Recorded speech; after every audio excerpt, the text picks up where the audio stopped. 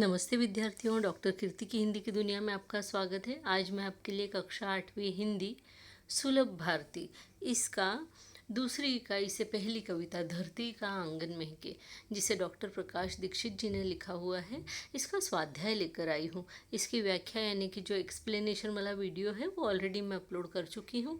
आप उसको मेरे चैनल डॉक्टर कीर्ति हिंदी की दुनिया पर जाकर देख सकते हैं। आइए हम धरती का आंगन महके इसके स्वाध्याय को शुरू कर देते हैं। और इससे पहले मैं आपसे एक रिक्वेस्ट करना चाहूँगी कि मेरे इस चैनल को लाइक कीजिए, सब्सक्राइब कीजिए और हो सके तो अपने फ्रेंड्स के साथ में शेयर भी ज़रूर से कीजिए, क्योंकि मिल बांट कर पढ़ने से ज्ञान बढ़ता है, कभी भी कम नहीं होता। इस बात को हमेशा ध्यान में रखिए। आइए हम शुरू कर देते हैं स्वाध्याय।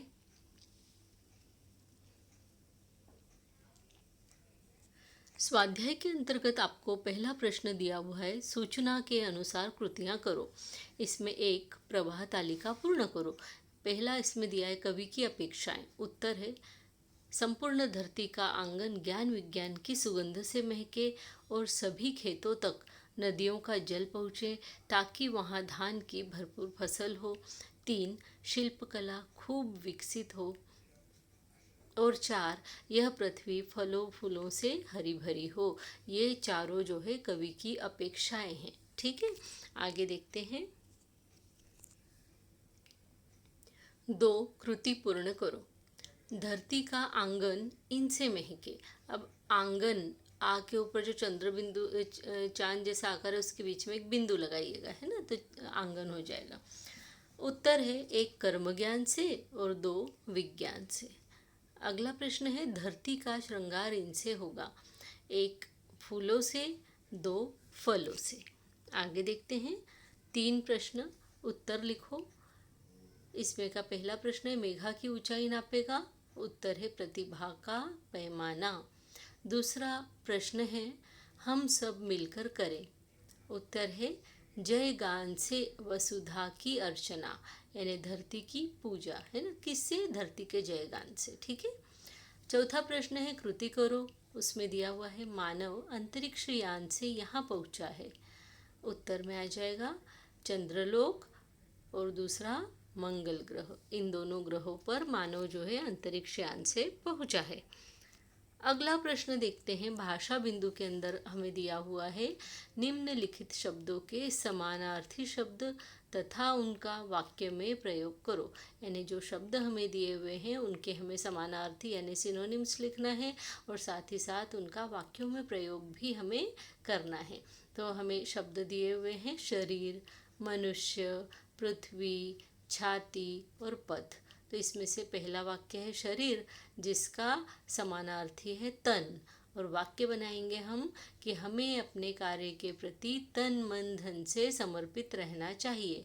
यहाँ जो तन शब्द आया है इसके नीचे आप अंडरलाइन भी कर सकते हैं, यानी जिसका हमने समानार्थी बनाया है वो शब्द जहाँ भी वाक्य में आता है उसके नीचे हम अंडरलाइन कर सकते हैं। दूसरा हमें शब्द दिया हुआ है मनुष्य और उसका समानार्थी होता है मानव। वाक्य बनाएंगे मानव जाति का इतिहास सबसे पुराना है। अगला शब्द हमें दिया हुआ है पृथ्वी और उसका हमने समानार्थी बनाया हुआ है धरती। वाक्य बनाएंगे कि धरती सभी ग्रहों में सबसे सुंदर ग्रह है। अगला हमें शब्द दिया है पथ और उसका अर्थ है उसका समानार्थी है रास्ता। और वाक्य हमने बनाया हुआ है सफलता का पथ कांटों से भरा होता है। आ प्रश्न दिया है इसी के अंतर्गत पाठों में आए सभी प्रकार के सर्वनाम ढूंढकर उनका अपने वाक्य में प्रयोग करो। तो हमने सर्वनाम यानी संज्ञा के स्थान पर आने वाले शब्द सारे सर्वनाम कहलाते हैं, या आप कह लें नाउन की जगह पर हम जो प्रोनाउन यूज़ करते हैं, है ना, या नाउन की जगह जो हम वर्ड्स नए यूज़ करते हैं उनको हम प्रोनाउन कहते हैं। तो प्रोनाउन यानी सर्वनाम।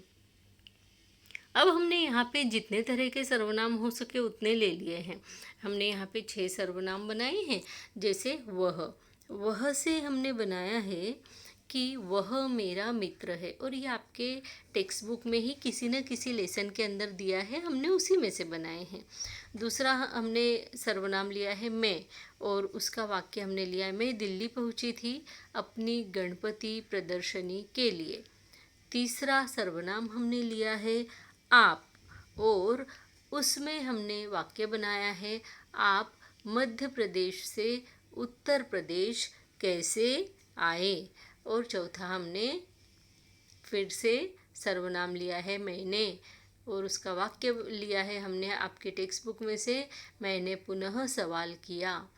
अगला सर्वनाम है आपको, और वाक्य बनाया है आपको अध्यक्ष पद के लिए आमंत्रित किया जाता है। ये हमने टेक्स्ट बुक में से लिया है। उन्हें, उन्हें का हमने वाक्य बनाया है उन्हें फूल बहुत प्यारे लगते हैं। विद्यार्थियों, ये यहाँ पर हमने सर्वनाम ढूंढकर उनका वाक्यों में प्रयोग किया, और इस तरीके से हमारा ये जो लेसन है ये कंप्लीट हो गया।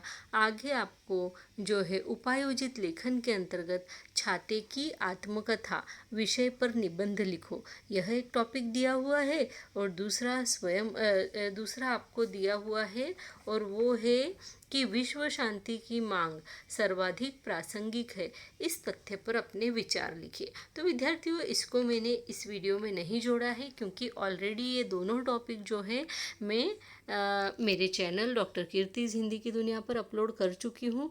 आप सिर्फ एक छाते की आत्मकथा या छाते की आत्मकथा ये हेडिंग डालते से ही आपके सामने वो वीडियो आ जाएगा, और विश्व शांति की मांग सर्वाधिक प्रासंगिक है, ये आप जैसे ही सर्च बार में डाल देंगे यूट्यूब पर, और उसके आगे लिख देंगे बाय डॉक्टर कीर्तिज हिंदी की दुनिया, तो आपके सामने वो भी आ जाएगा। या फिर मेरे चैनल में प्लेलिस्ट में जाकर आप जो है हिंदी व्याकरण इसको ढूंढेंगे तो इसके अंदर भी आपको ये सारी चीज़ें जो है मिल जाएगी। तो इसीलिए उम्मीद करती हूँ आपको ये वीडियो बहुत अच्छा लगा होगा, और इस वीडियो को लाइक कीजिए, सब्सक्राइब कीजिए, मेरे चैनल को सब्सक्राइब कीजिए, और हो सके तो अपने फ्रेंड्स के साथ में शेयर भी ज़रूर से कीजिए, क्योंकि मिल बांट कर पढ़ने से ज्ञान बढ़ता है, कभी भी कम नहीं होता। इस बात को आजमा कर देखिए। विद्यार्थियों, मिलती हूँ आपसे अगला अच्छा सा वीडियो लेकर, तब तक के लिए धन्यवाद, नमस्ते।